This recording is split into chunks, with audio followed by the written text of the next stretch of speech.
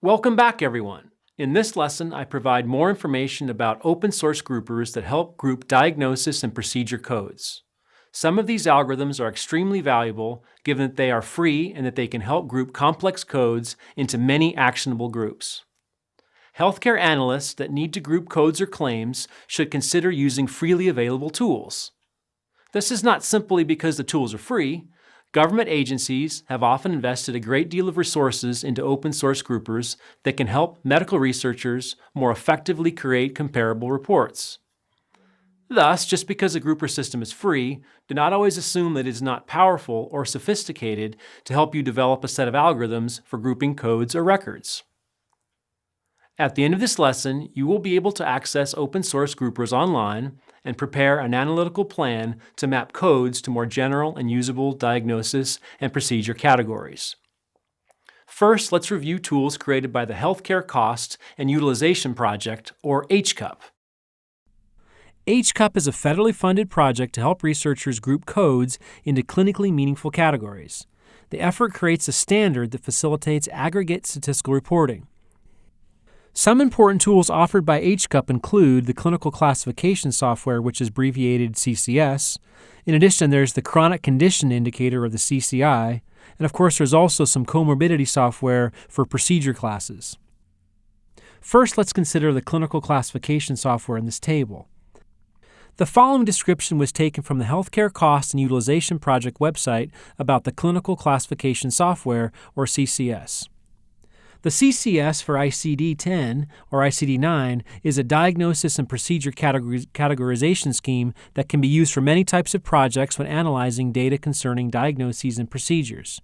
Based on ICD codes, the CCS is a uniform standardized coding system. There are over 14,000 diagnosis codes and nearly 4,000 procedure codes for the ICD-9 version.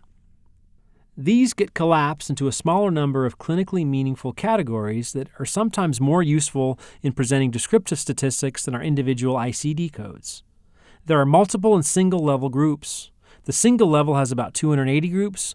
The multiple level of CCS can be helpful for analytical projects because it puts codes into mutually exclusive hierarchies.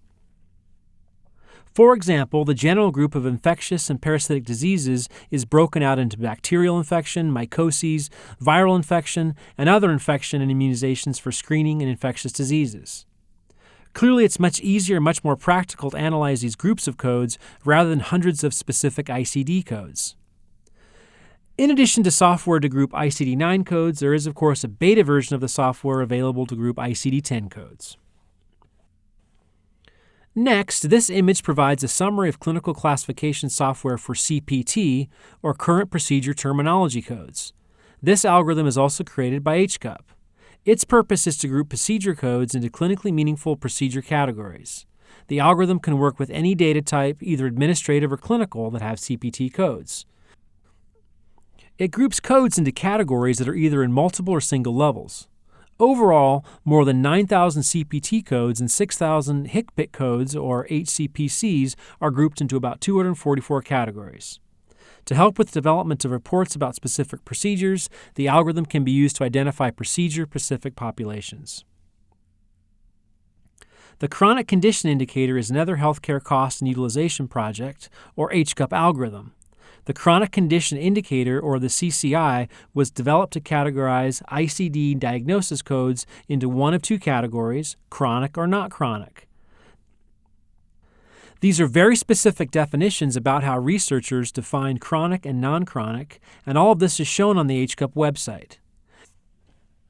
Examples of chronic conditions include malignancies, diabetes, most forms of mental illness, hypertension, many forms of heart disease, and congenital anomalies.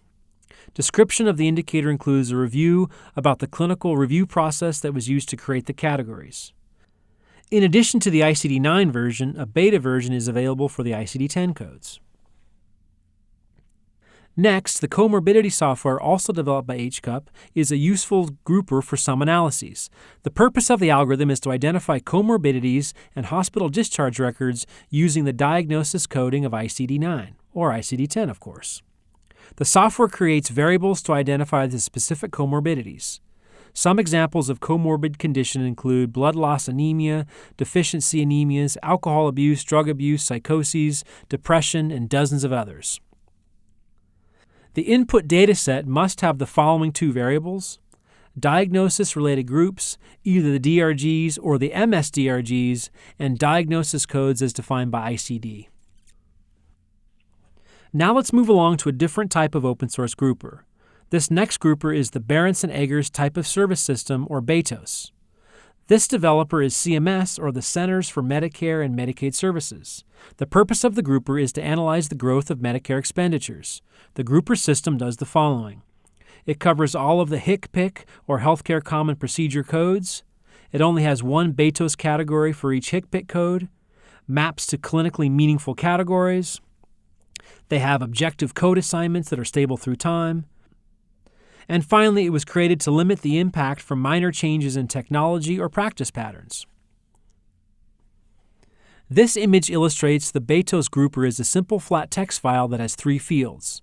This simple file summary shows the record layout. The first column shows the field number. The second is the position in digits.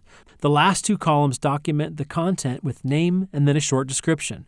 The first field is captured in the first 5 positions in the file. These capture the CPT or HCPC codes. Next, there is a 3-digit BETOS code. Finally, there is a date field to show the last date in which the procedure code may be used by Medicare providers. This table illustrates the major categories of the BETOS grouper. If you look at the top left, you'll see Evaluation and Management with M1A next to it in the center column. Then you look to the right, and still in the top row, you'll see Office Visits New. In the next row, there is a category for procedures. The BETOS code is P1A that refers to major procedure breast. In the third row is imaging that refers to standard imaging of the chest. Next, there are tests that categorize lab tests for glucose. The last 3 codes are as follows: durable medical equipment, specifically wheelchairs; other, with the code O1A that mainly categorizes codes related to ambulance transport. Finally, there are exceptions with the code Z1, and these are used to categorize local or non-standard codes. That's a good place to stop for this lesson, but I have not finished the open source groupers. I will continue on with several other open source groupers in your next lesson.